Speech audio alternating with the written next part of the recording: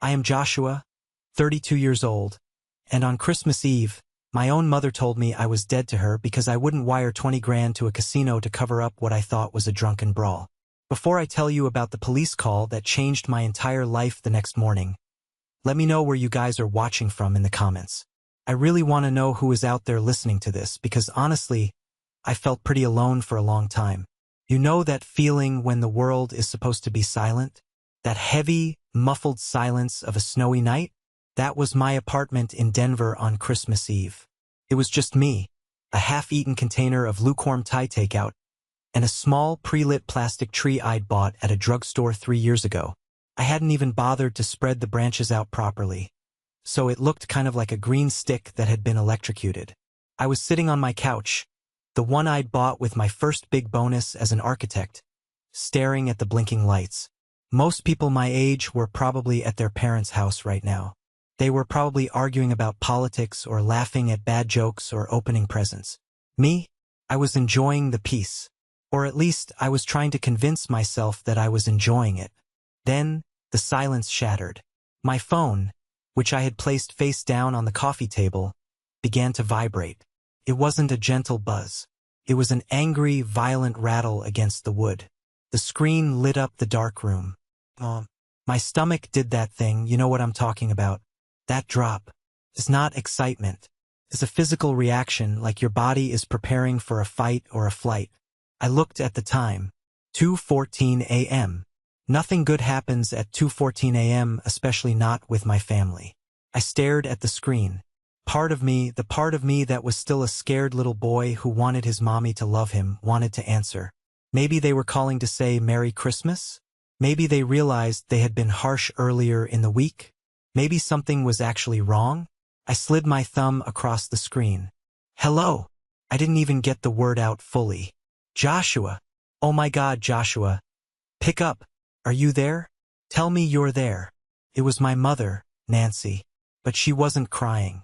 She was screaming. It was that high-pitched, hysterical shriek that I had learned to fear since I was 6 years old. In the background, I could hear sirens. Or maybe it was slot machines. It was loud, chaotic. Mom? What's going on? It's 2 in the morning, I said, sitting up straighter. My heart began to hammer against my ribs. It's Tanner. It's your brother. They're going to kill him, Joshua, or they're going to lock him up forever. You have to help us. Right now. Tanner. Of course. It was always Tanner. My younger brother, the golden child. The boy who could do no wrong, even when he was doing everything wrong. Calm down, I said, trying to keep my voice steady, though my hand was shaking. Where are you? What happened? We're in Vegas, she sobbed. At the hospital. Well, the holding room at the hospital. The security. Oh God, Joshua, the security guard beat him. They broke his ribs. My baby is hurt. I frowned. Security guards don't just beat people for no reason, Mom. What did he do? He didn't do anything, she screamed, her voice cracking. It was a misunderstanding. He bumped into someone, and they jumped him. But listen to me. The casino. They are saying they're going to press charges. Felony assault. Unless we pay. They want a settlement. Right now. Tonight. Before the police file the official report. That sounds illegal, Mom, I said. That sounds like a bribe. It's a civil compromise, she yelled. Don't you dare lecture me with your lawyer talk right now. We need $20,000. 15 for the victim to drop the charges and 5 for the medical bills and the damage to the property. $20,000? I repeated. The number hung in the air like a lead weight. Mom, I don't keep $20,000 in my checking account. It's Christmas Eve. Banks are closed. You have it. I know you have it. She was frantic now. Transfer it. Use that app. Use Wire. I don't care. If you don't send it, they're taking him to the county jail. He's hurt, Joshua. He has broken ribs. He won't survive the night in a cell. Do you want your brother to die? There it was. The hook. The guilt. The weaponization of my own empathy. I rubbed my temples. Put Dad on the phone. Dad is talking to the security manager. He's begging them to wait. Joshua, please, you're the big brother. You're supposed to protect him. You're the successful one. You're the one with the fancy job and the penthouse. What is money to you compared to your brother's life? My fancy job. My penthouse. She said it with such venom. Like my success was an insult to them. Like I had stolen it from Tanner. Mom, I said, my voice hardening. If Tanner was assaulted, we need a lawyer. We don't pay hush money. If I send that money, it looks like an admission of guilt. I can call Marcus. He knows people in Nevada. He can. No! She shrieked so loud I had to pull the phone away from my ear. No lawyers. No police. We handle this as a family. Why are you so difficult? Why do you always have to make everything about you? Just send the money. Tanner is bleeding. I closed my eyes. I imagined Tanner, 26 years old. Handsome, charming, and completely rotten on the inside. I imagined him sitting there, probably smirking, knowing Mom was doing his dirty work. I can't do it, Mom, I said quietly. The line went silent for a second. Then her voice dropped. It wasn't a scream anymore. It was a low, guttural growl. What did you say? I said no. I'm not sending $20,000 to a casino at 2 a.m. without seeing a police report, without a lawyer, and without understanding what is actually happening. I am not an ATM. You selfish, ungrateful little... She trailed off into a string of curses that I won't repeat here, but they stung. They dug up old wounds I thought had healed. If Tanner goes to jail tonight, it is on your hands. You are killing this family. Do you hear me? You are dead to me. My thumb hovered over the red button. My chest felt tight, like a band of iron was crushing my lungs. I wanted to fix it. I wanted to be the hero. I wanted my mom to stop screaming and tell me I was a good boy. But I looked at my empty apartment. I looked at the cold Thai food. I looked at my life. A life I had built brick by brick, alone while they drained me dry. Merry Christmas, Mom, I whispered, and I hung up. I threw the phone onto the cushion next to me. The silence rushed back in, but it wasn't peaceful anymore. It was heavy. It was suffocating. I sat there, shaking, staring at the dark window, wondering if I had just made the biggest mistake of my life. Was Tanner really hurt? Was I really a monster? I didn't know it then, but hanging up that phone was the best decision I ever made. Because the emergency wasn't what it seemed. And the next morning, the police would call me, not to ask for bail money, but to tell me something that would make me wish I had cut them off years ago. Couldn't sleep, obviously. After I hung up on my mother, I paced around my living room. My heart was still racing, pumping adrenaline through my system. I felt like I had just run a marathon. Every time my phone lit up with a notification, I flinched. I turned it over, but the buzzing against the leather couch cushion sounded like an angry hornet. To understand why saying no was so hard for me, and why my mother's reaction was so violent, you have to understand the history. You have to understand the architecture of my family. I'm an architect by trade. I design structures. I understand load-bearing walls. I understand stress points. I understand that if the foundation is rotten, the house will eventually collapse. My family's foundation was built on a simple, toxic rule. Joshua gives and everyone else takes. I was the responsible one, the oldest, the one who got straight A's not because I was naturally brilliant, but because I was terrified of disappointing my father, Steve. Dad was a retired highway patrol officer. He was a man of law and order, but only when it applied to other people. Inside our house, the only law was his mood. Then there was Tanner, 6 years younger than me, and Skylar, 9 years younger. Tanner was the golden child. From the day he was born, the sun rose and set in his eyes. If Tanner broke a vase, it was because the vase shouldn't have been there. If Tanner failed a test, it was because the teacher was stupid. And me? I was the insurance policy. I remember when I was 22.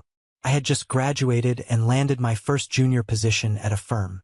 I was making a decent salary, but I was living on ramen noodles and sleeping on a mattress on the floor because I was saving every penny. One night, Dad sat me down at the kitchen table. He had that serious look, The one he used when he was about to manipulate me. "Joshua," he said, pouring me a glass of cheap whiskey. "Tanner got into state. We're so proud. But with the pension being what it is and your mom's health, he didn't have to finish. I knew what he wanted." "I can help," I said. I was so eager to please, so desperate for that nod of approval. I ended up paying Tanner's tuition, $28,000 over 2 years. I worked weekends. I took on freelance drafting gigs until my eyes blurred.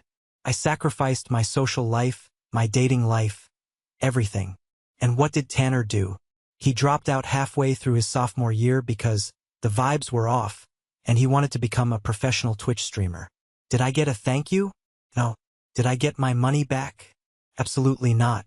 When I brought it up, Mom just sighed and said, "Oh, Joshua, don't be petty. It's family money. It all comes out of the same pot." Except it wasn't the same pot. It was my pot.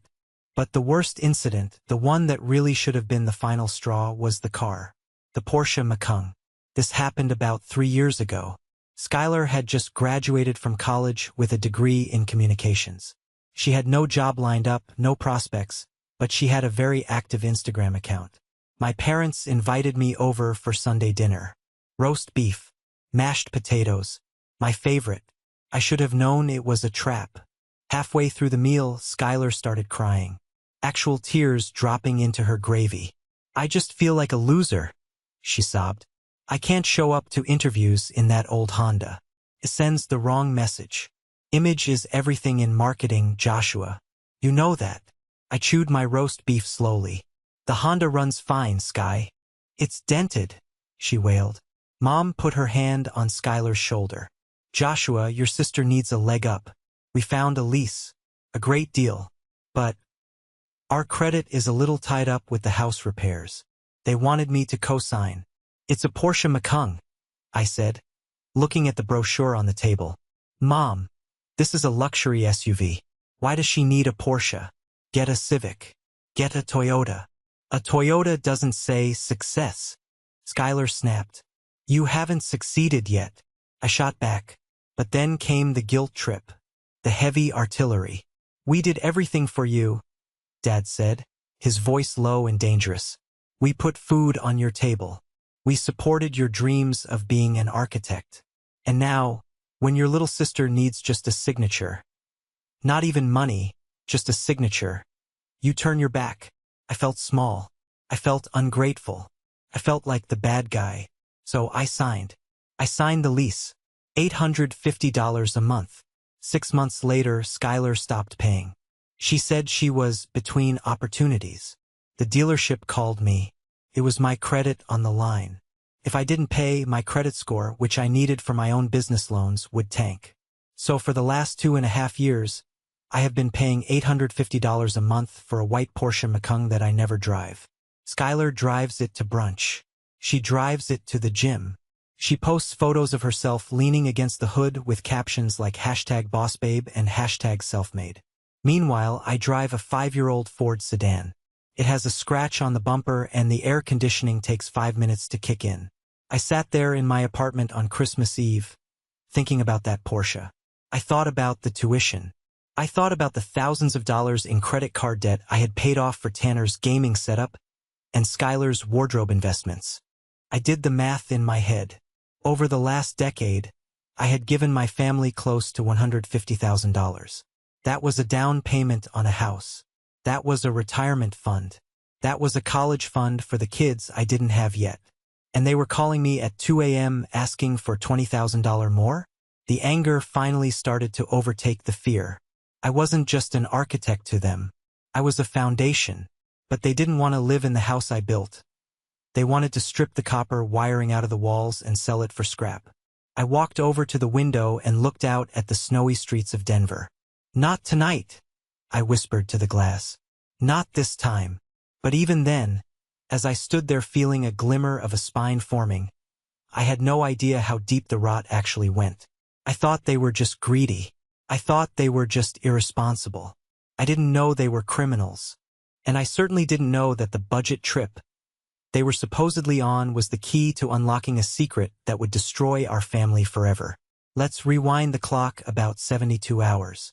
Before the screaming phone call. Before the police. It was December 21st. I had called my parents to ask about Christmas plans. Usually, I would fly out to Nevada to see them or they would come to Denver. But this year, things were weird. "Oh, Joshua," my mom had said, her voice sounding thin and weak.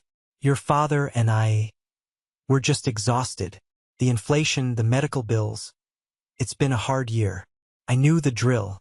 This was the setup for a request. "So," she continued, "we decided to do something small. Just a little getaway. To relieve the stress. Tanner is really depressed, since he lost that job at the vape shop." Tanner hadn't lost the job. He was fired for stealing inventory, but we weren't allowed to say that. "We found this incredibly cheap package deal to Lake Tahoe," Mom said. "Budget rooms. Just a motel, really. But the mountain air will be good for Dad's heart. Skylar is coming to help take care of us." "That sounds nice, Mom," I said. "Do you need anything?" No, she sighed. "We scraped together the last of our savings. There's barely enough for gas and the motel, but we'll make do. We'll just eat sandwiches. It's about being together, right?" I felt a pang of guilt. Here I was in my warm apartment, and my aging parents were going to eat sandwiches in a motel room for Christmas. "I can send you a little cash for a nice dinner," I offered. "Like $200? "You're a good son," she said. "Send it to Skylar's Venmo." I sent the money. I felt like I had done my duty. But on December 23rd, the architect in me started noticing cracks in the design. I was scrolling through Instagram on my lunch break. I don't follow Skylar closely, her feed usually annoys me. But the algorithm pushed one of her stories to me. It was a video, a boomerang of clinking glasses. I paused it. I zoomed in. Those weren't motel glasses. That was crystal. And the liquid inside was golden and bubbly. In the background, out of focus, was a window. Through the window, I saw the wing of a plane. But not a commercial airliner. It was too small. Too sleek. I frowned. Budget trip? I clicked on her profile.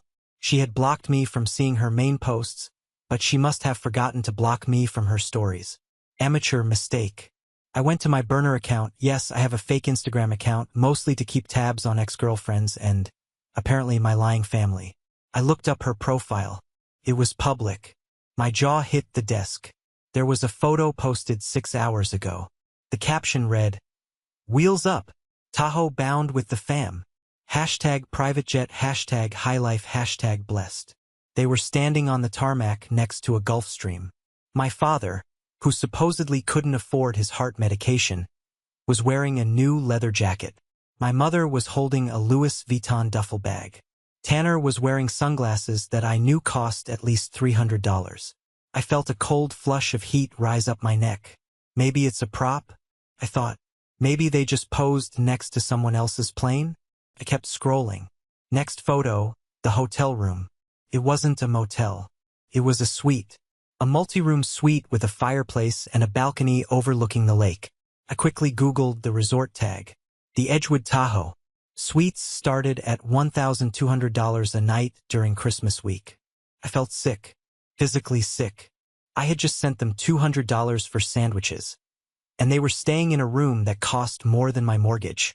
But the kicker, the detail that really made my blood boil, was the car. It was a video reel posted by Tanner. The camera panned low, sweeping over the sleek, aggressive lines of a bright yellow SUV. A Lamborghini Urus. Tanner's voice was behind the camera, loud and obnoxious. "Yeah, baby. That's how we roll. King of the road. 640 horsepower. Let's go." He climbed into the driver's seat. He revved the engine. The sound was a guttural roar that echoed off the hotel walls. I paused the video again. I looked at the license plate. It was a rental plate. I did some quick math. Private jet charter, even a shared leg, $5,000 minimum. Suite for 3 nights, $4,000. Lamborghini rental, $1,500 a day. Food, drinks, gambling, thousands. This wasn't a budget trip. This was a 5-star luxury bender. Where did the money come from? That was the question that haunted me. Did Dad cash out his pension? Did they take out a second mortgage? Did Skylar find a rich boyfriend? I sat at my desk, staring at the screen. The betrayal tasted like ash in my mouth. They had lied to me, not just a little white lie. They had constructed an entire elaborate fiction about their poverty to extract $200 from me, while they were burning through tens of thousands of dollars. Why? Why lie? If they had the money, why beg me for scraps? Unless the money wasn't theirs. I checked my bank accounts. Nothing missing. I checked my credit cards. No unusual charges. I breathed a sigh of relief. Okay, I thought, they're being idiots, but at least they aren't stealing from me directly. I was wrong. I was so incredibly wrong. I didn't know it then, but looking at that yellow Lamborghini was looking at the crime scene. I wasn't just looking at a rental car. I was looking at the instrument of my own destruction. I closed the browser. I went back to work, but I couldn't focus. I kept seeing that yellow car. I kept hearing Tanner's laugh. I decided to wait. I wouldn't confront them yet. I would let them come back, and then I would show them the screenshots. I would demand an explanation, but they didn't come back. Instead, 24 hours later, my phone rang at 2 a.m., and suddenly the Lamborghini, the suite, the champagne, it all made sense in the worst possible way. They weren't celebrating. They were running, and they had hit a wall. Back to Christmas Eve. 2:30 a.m. I had hung up on my mother. The apartment was quiet again, but my phone was having a seizure. Buzz, buzz, buzz. 61 missed calls. 147 text messages. I'm not exaggerating. I put the phone on Do Not Disturb, but the screen kept lighting up like a strobe light in a horror movie. I made the mistake of looking at the notifications. Skylar, 2:32 a.m., pick up the phone, you psycho. Skylar, 2:33 a.m., he's bleeding, Joshua. They are dragging him away. Skylar, 2:35 a.m., I hope you rot in hell. You have plenty of money. Why do you hate us? Then came the voicemail from my father. Now, my father, Steve, is a man who knows how to use his voice. He was a cop for 30 years. He knows how to sound authoritative. He knows how to sound disappointed. I pressed play on the speakerphone. The room filled with his gravelly baritone. Joshua, it's your father. I don't know what game you're playing, son, but this isn't the time. Your mother is having a panic attack. Her heart can't take this. Tanner he's in a bad spot. We need the family to pull together. You're the eldest. It's your duty. I expect that transfer confirmation in the next 10 minutes. Don't make me come to Denver, Joshua, because if I have to come there to get the money, you and I are going to have a very different conversation. The threat hung in the air. Don't make me come to Denver. I felt like I was 12 years old again, hearing his heavy boots coming down the hallway after I'd forgotten to mow the lawn. The fear was primal. But then I remembered the Lamborghini. I remembered the private jet. I remembered the lies. They have money, I told myself. They rented a Urus. They can pay the bail. I sat on the floor, leaning against the couch, hugging my knees. Why were they so desperate for my $20,000 specifically? If they had enough cash flow to charter a jet, why did a $20,000 emergency fund break them? That was the piece of the puzzle that didn't fit. Maybe they were tapped out. Maybe they spent the very last dime on the trip and now they were stuck. My phone lit up again. This time it was a TikTok notification. Skylar had tagged me. My blood ran cold. I opened the app. She was live. Or she had been live a few minutes ago. The video was titled, "My brother is a monster. Please help." I clicked play. Skylar was sitting on the floor of a hotel hallway. Her mascara was running down her cheeks. She looked pathetic and beautiful in that tragic social media influencer way. "Guys," she sniffled, looking directly into the camera lens. "I don't usually do this, but my family is in crisis. My brother Tanner, he was attacked tonight, brutally attacked, and we are stuck in Vegas. And my older brother, Joshua," she paused for dramatic effect. "He's a millionaire architect. He lives in a penthouse, and he just told my mom to drop dead. He won't help us with the hospital bills. He won't help us save Tanner. He laughed at us. The comments were rolling in on the side of the screen. At user 123, what a scumbag. At Love and Light, drop his at. We will ruin him. At Tanner fan, justice for Tanner. And then the kicker. A link popped up. GoFundMe. Help save Tanner from corrupt Vegas police. She was monetizing the crisis in real time. I stared at the screen, paralyzed. They were destroying my reputation. They were turning strangers against me. I wanted to comment. I wanted to scream. They rented a Lamborghini yesterday. But I knew how the internet worked. Facts didn't matter. Emotion mattered. And Skylar was winning the emotional war. I felt a wave of nausea. This was abuse. This was digital, psychological, financial warfare. And it was coming from the people who were supposed to love me. I stood up. I walked to the kitchen and poured myself a glass of water. My hands were shaking so hard I spilled half of it on the counter. I had to make a choice. Choice A, cave. Send the money. Stop the harassment. Be the hero. Save Tanner again. Choice B, stand my ground. Let the world burn. Let them hate me. I looked at the water dripping off the counter. I thought about the divorce I went through 2 years ago. My ex-wife, Sarah, had left me because she said, I can't be married to you and your family, Joshua.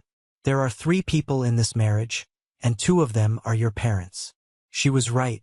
I had lost the love of my life because I couldn't say no to them. I wasn't going to lose myself too. I walked back to the phone. I didn't text back. I didn't call back. I turned the phone off completely. Power down. The screen went black. The silence returned. But this time it wasn't scary. It was defiant. I went into my bedroom. I crawled into bed. I pulled the duvet over my head. I didn't sleep, of course. I lay there, staring at the darkness, listening to the wind howl outside, waiting for the inevitable fallout. I expected my dad to bang on my door the next day. I expected a lawsuit, but I didn't expect the call that actually came. Because while I was lying there worrying about being a bad brother, the real story was unfolding in a Las Vegas holding cell. And the person sitting in that cell wasn't just a drunk kid who got into a fight. He was a criminal mastermind who had been using my name to destroy my life. December 26th, 8 a.m. I woke up with a headache that felt like someone had driven a railroad spike through my temple. The sun was glaring off the snow outside, piercing through my blinds. I reached for my phone, then remembered I had turned it off. I hesitated. Turning it on meant letting the monsters back in. But I had to know. I held the power button. The Apple logo appeared. As soon as the signal connected, the device nearly vibrated off the nightstand. Voicemails, texts, emails. But before I could check any of them, a call came through. Unknown number. Area code 702. Las Vegas. My stomach dropped. Here we go, I thought. This is Dad calling from a burner phone. I answered, ready to fight. Listen, Dad. I'm not. Is this Mr. Joshua Hayes? The voice wasn't my father's. It was crisp, professional, and devoid of emotion. I sat up. Yes. Who is this? This is Officer Ramirez with the Las Vegas Metropolitan Police Department, Financial Crimes Division. Financial crimes? My confusion spiked. Financial crimes? You mean assault? My mother said my brother was in a fight. There was a pause on the other end. The sound of papers shuffling. Mr. Hayes, are you currently in Las Vegas? No, I'm in Denver. I've been in Denver all week. Okay, can you verify your date of birth and the last 4 digits of your social security number? I gave him the information. My heart was pounding so hard I could hear it in my ears. Mr. Hayes, Officer Ramirez said, his tone shifting slightly. We have an individual in custody. He was arrested last night at the Edgewood Resort. He was originally detained for a physical altercation with a valet attendant, but upon processing, we discovered significant discrepancies in his identification. That's my brother, I said. Tanner Hayes. Well, that's the problem, sir. The individual identified himself as Joshua Hayes. The room spun. Excuse me? He was in possession of a Colorado driver's license with your name and information, but his photo, He also had several credit cards issued in the name of Joshua Hayes. He was driving a rented Lamborghini Urus, also leased under the name Joshua Hayes. Couldn't breathe. I stood up, tangling my legs in the sheets, and stumbled against the wall. He pretended to be me? It goes deeper than that, sir. We ran a check. There is a freshly opened line of casino credit, a marker for $50,000 in your name. It's maxed out. And the vehicle? The rental agency is reporting it as attempted grand theft because he tried to bypass the return geofence. My knees gave out. I slid down the wall until I hit the floor. Identity theft. It wasn't just a budget trip. It wasn't just borrowing money. Tanner had stolen my life. He had forged a license, probably using my old expired one I left at my parents' house as a template. He had opened credit cards. He had taken out a casino marker. Officer, I gasped. I didn't authorize any of this. I'm in Denver. I can prove it. My office has security logs. My apartment building has cameras. That's good to hear, Mr. Hayes, because right now, on paper, you owe the casino $50,000, and you are facing charges for assault and fraud. Then the realization hit me like a physical blow. The $20,000. Officer, my parents called me last night at 2 a.m. They asked for $20,000. They said it was for a settlement. A settlement? Ramirez scoffed. Sir, bail was set at $5,000. If they were asking for 20 grand, they weren't trying to bail him out. I closed my eyes, and the pieces clicked together with a sickening precision. The Lamborghini, the private jet, the champagne. They didn't pay for any of it. I did. Or rather, the credit they stole in my name did. And when Tanner lost the money gambling, when the house of cards started to fall and he got into that fight, they needed $20,000 not to fix the assault, but to run. They needed cash to get him out of the state or maybe out of the country before the fingerprints came back and proved he wasn't Joshua Hayes. They weren't trying to save him from jail. They were trying to help him escape after he had framed me. Mr. Hayes? Are you still there? I'm here, I whispered. We need you to come to Las Vegas. We need you to make a formal statement. If this is identity theft, we need you to press charges. Otherwise, the debt stays in your name. Press charges. Against my brother. And what about my parents? They knew. They had to know. They were on the plane. They were in the car. They called me demanding the money. Officer? I said, my voice trembling with a rage so cold it felt like ice in my veins. Are my parents there? Yes, sir. Steve and Nancy Hayes. They are currently in the waiting area. They've been trying to get access to the suspect. Don't let them leave, I said. I'm getting on the next flight. I hung up. I didn't cry. I didn't panic. A strange calm washed over me. It was the calm of a man who watches his house burn down and realizes he doesn't have to fix the roof anymore. I stood up. I walked to my closet. I packed a bag. I wasn't going to Vegas to save my family. I was going to Vegas to bury them. The flight to Las Vegas was a blur. I sat in seat 14A, staring out at the clouds, not feeling anything. No sadness, no fear, just pure, unadulterated resolve. I had called Marcus, my college friend and a ruthless attorney. Meet me at the station, I told him. Bring everything, the heavy artillery. When I landed, Marcus was waiting at the curb in his Tesla. He took one look at my face and didn't ask if I was okay. He just nodded. I pulled your credit report on the way over, Marcus said as we merged onto the highway. It's a bloodbath, Josh. 3 new cards opened in the last month. The casino marker, the car rental. They even tried to finance a Rolex 2 days ago, but it was declined. We're going to fix it, I said. We will. But you know what this means, right? To clear your name, you have to pin it on Tanner.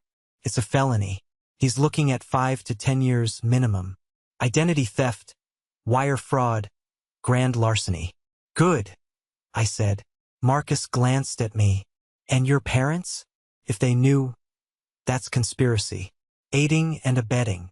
They knew, Marcus. They were riding in the Lamborghini. We pulled up to the police station. It was a drab, beige building that smelled of stale coffee and misery.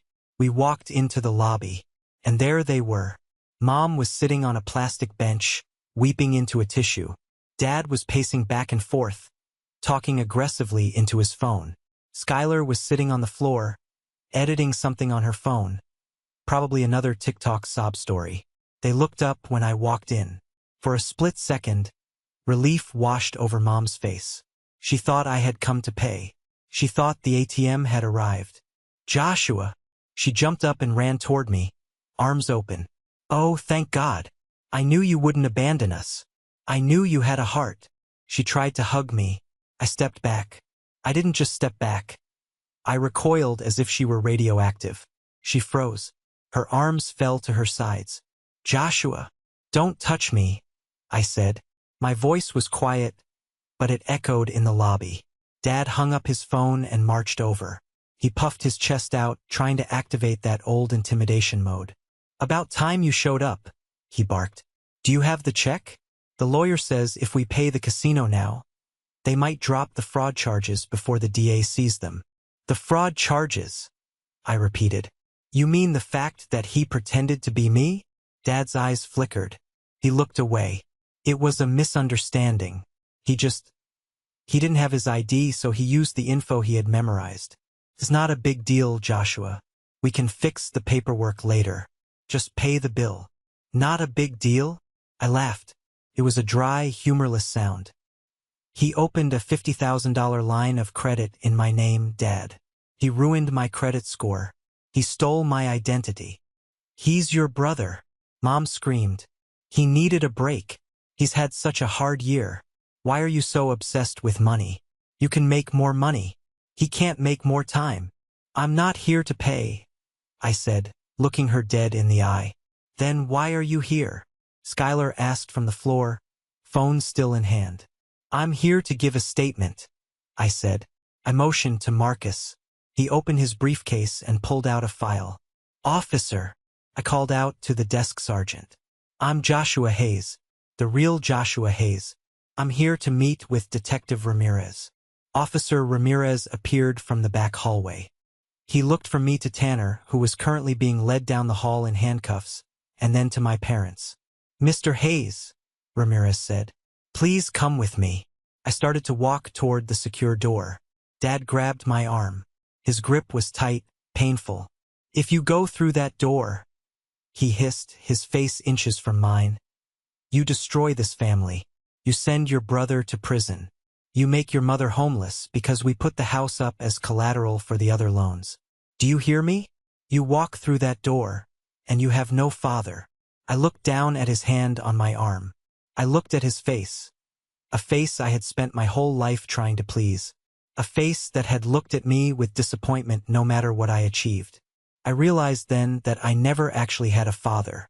I had a manager. I had a leech. I ripped my arm away. I have a lawyer, I said. And I have a life. And none of you are part of it anymore. I turned my back on them. Mom started wailing. It was a theatrical, banshee scream meant to shame me. My son is a traitor. I didn't look back. I walked through the security door. I heard the heavy click of the lock engaging behind me. And for the first time in 32 years, I felt light. I sat down in the interrogation room. Ramirez put a tape recorder on the table. State your name for the record, he said. Joshua Hayes, I said. And I would like to report a theft. What was stolen? Everything, I said. But I'm taking it back. Walking out of that interrogation room was the first step. Watching the consequences unfold over the next few months was an entirely different journey. It was like watching a slow-motion car crash. One that I had been sitting in the passenger seat of for 30 years, but had finally stepped out of just before impact. The legal process in America isn't like the movies. It's slow. It's grinding. It smells like cheap floor wax and desperation. Marcus, my lawyer, was a shark. He didn't just defend me, he went on the offensive. We filed affidavits regarding the credit card fraud. We submitted the security footage from my office building in Denver, proving I was 1,000 miles away when Joshua Hayes was signing markers at the casino. The district attorney didn't take long to connect the dots. Tanner wasn't just a gambler, He was a felon. The charges kept piling up: identity theft, wire fraud, forgery, and attempted grand larceny for the Lamborghini. The arraignment hearing was the last time I saw my family in the same room. I sat in the back row. I didn't have to be there, but I needed to see it.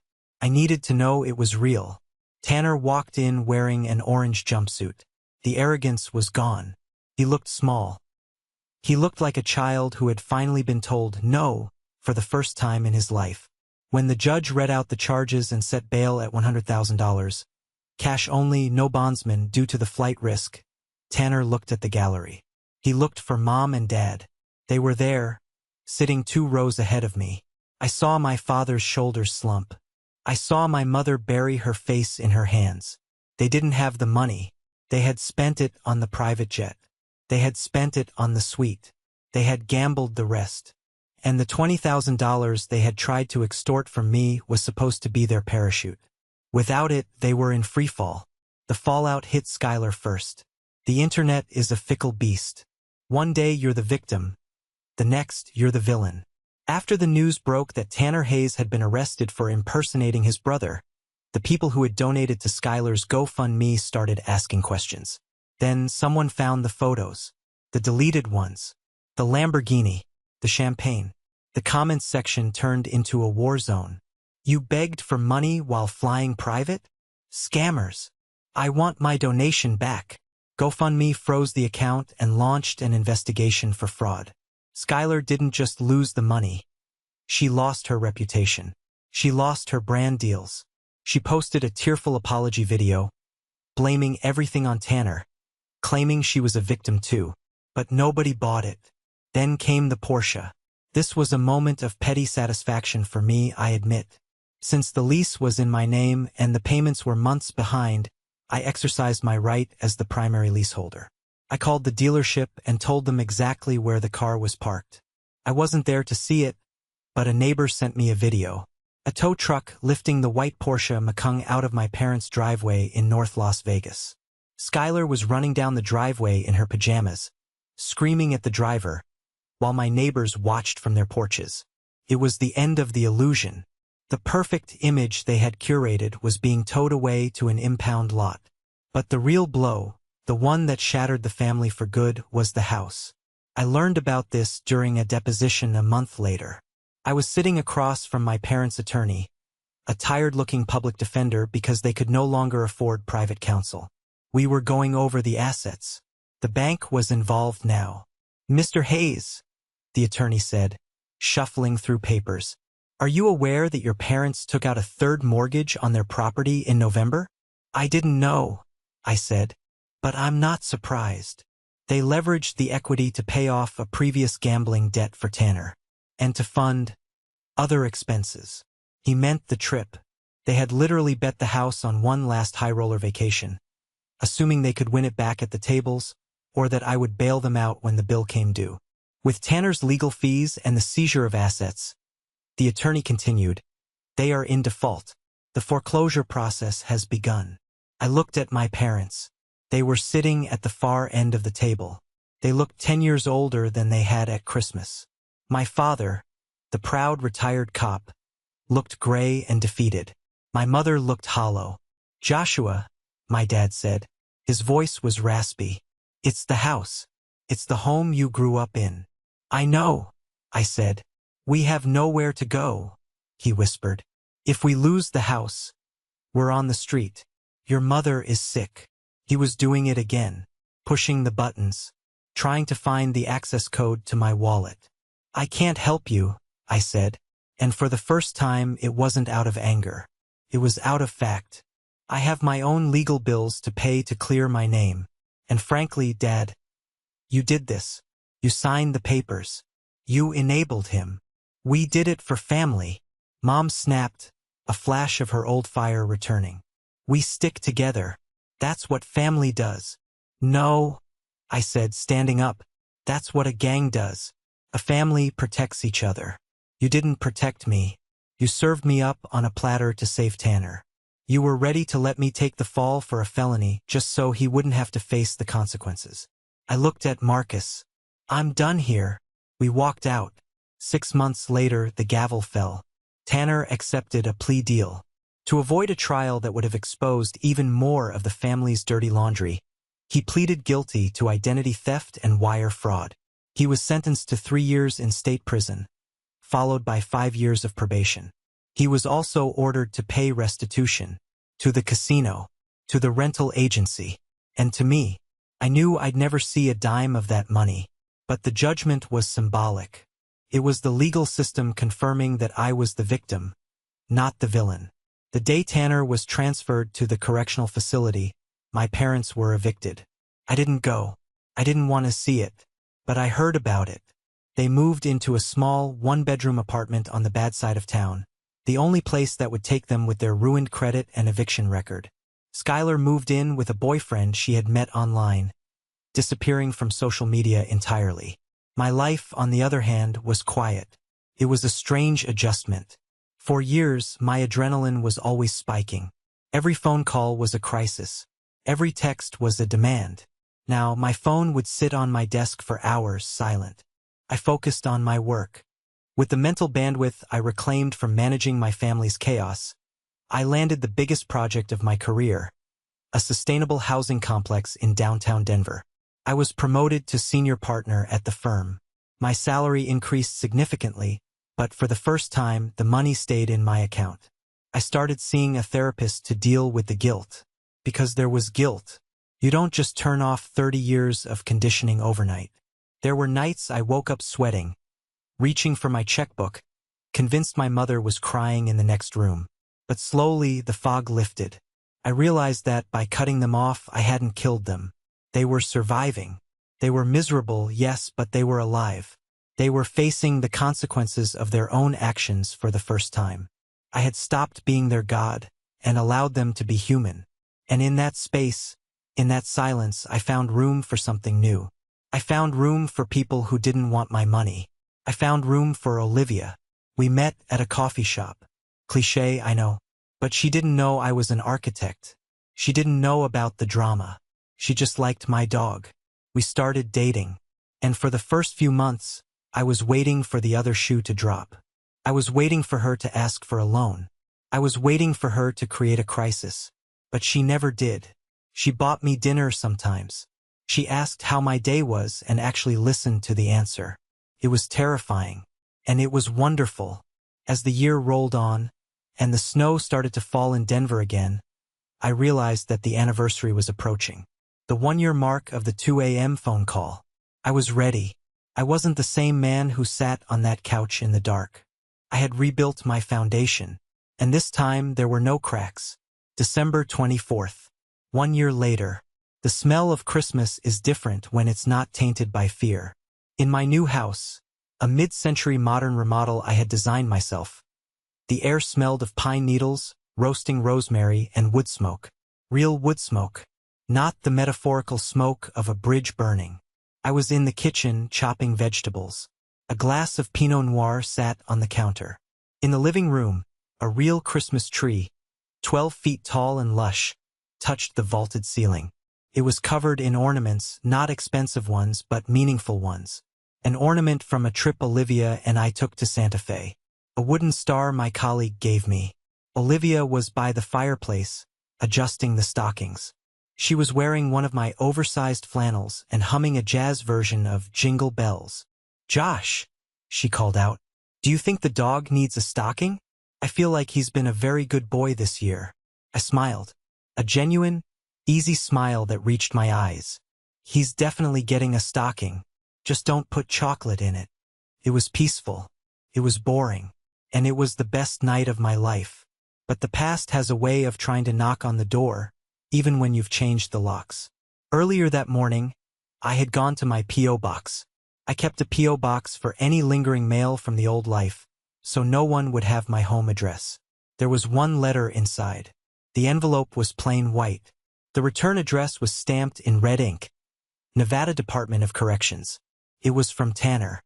I hadn't opened it immediately. I brought it home and left it on the entryway table. It sat there all day, a small white rectangle of toxicity threatening to ruin the vibe. Now, as the snow fell softly outside the floor-to-ceiling windows, I walked over to the table. I picked it up. Olivia looked up. She saw the change in my posture. She knew about the history. I had told her everything on our third date because I wasn't going to hide anymore. "Is that from him?" she asked softly. "Yeah. You don't have to open it, you know?" "I know," I said. "But I want to." I opened the envelope. A single sheet of lined yellow paper was inside. Tanner's handwriting was messy, just like it had been when we were kids. "Hey Josh, Merry Christmas, I guess.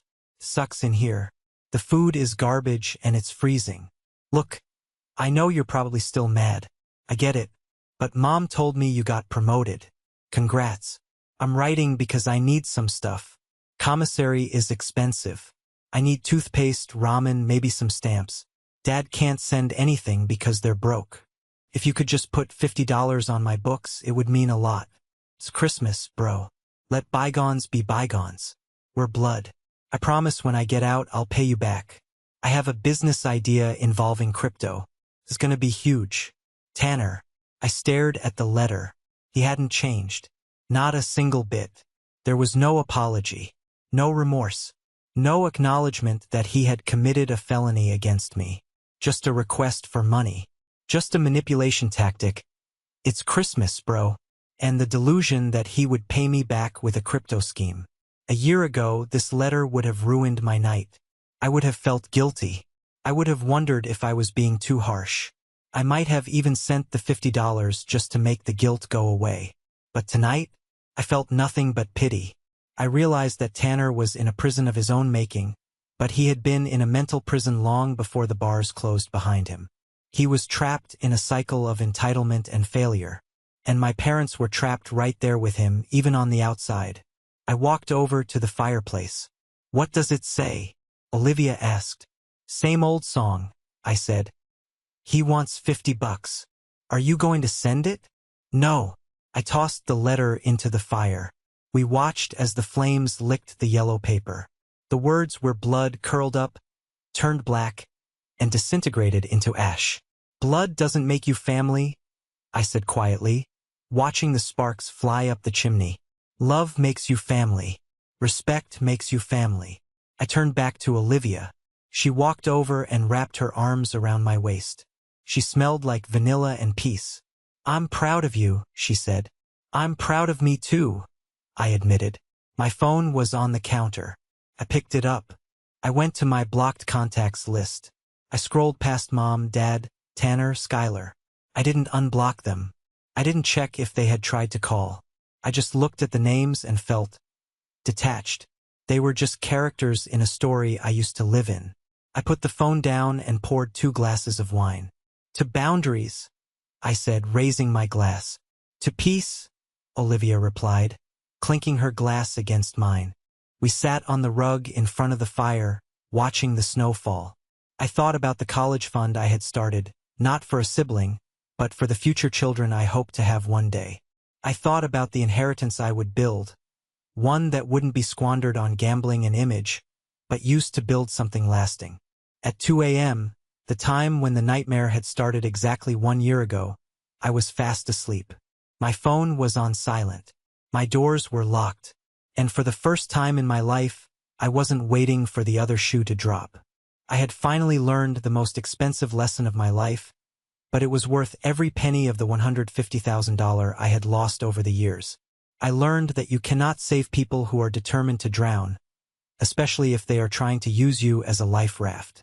I learned that no is a complete sentence. And I learned that the best Christmas gift you can give yourself isn't under the tree.